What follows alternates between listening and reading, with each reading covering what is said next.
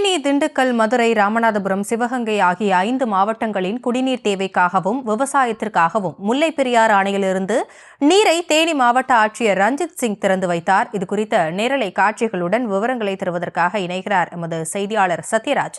சத்யராஜ், முழு விவரங்களை வழங்கலாம். நிச்சயமாக காசினி, தேனி மாவட்ட ஆட்சித்தலைவர் முல்லைப் பெரியாறு அணையிலிருந்து தேனி, திண்டுக்கல், சிவகங்கை, ராமநாதபுரம், மதுரை ஆகிய மாவட்டத்தின் குடிநீர் தேவைக்காகவும் விவசாயத்திற்காகவும் தண்ணீரை திறந்து வைத்தார். குறிப்பாக முல்லைப் பெரியாறு அணை தற்பொழுது 130 அடி 45 தண்ணீரான இருந்து கொண்டிருக்கிறது. இப்பொழுது பார்த்தோம் என்றால் முல்லைப் பெரியாறு அணையிலிருந்து 1600 கன அடி தண்ணீர் திறந்துவிடப்பட்டு வருகிறது.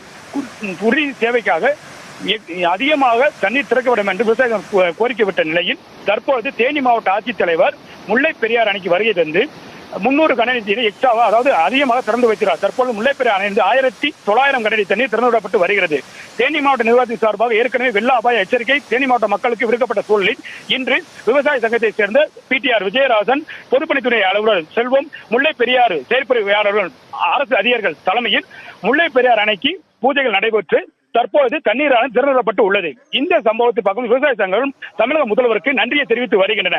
சொன்னது சொன்னபடியே ஜூன் 1ஆம் தேதி தண்ணீரை திறந்துவிட்ட காரணத்தினால் விவசாய சங்கத்தினால் தமிழக முதல்வருக்கு நன்றியை தெரிவித்து வரும் சூழலில் தொடர்ந்து மேற்கு தொடர்ச்சி மலை பகுதிகளில் மழை பெய்து வருவதால் முல்லைப் பெரியாறு அணை நீர்மட்டம் தொடர்ந்து உயர்ந்து கொண்டே வருகிறது. தற்பொழுது 130 அடி உள்ள முல்லைப் பெரியாறு அணை நீர்மட்டமானது தொடர்ந்து உயரும் என்று எதிர்பார்க்கப்படுகிறது. காசினி, விவரங்களுக்கு நன்றி சத்யராஜ்.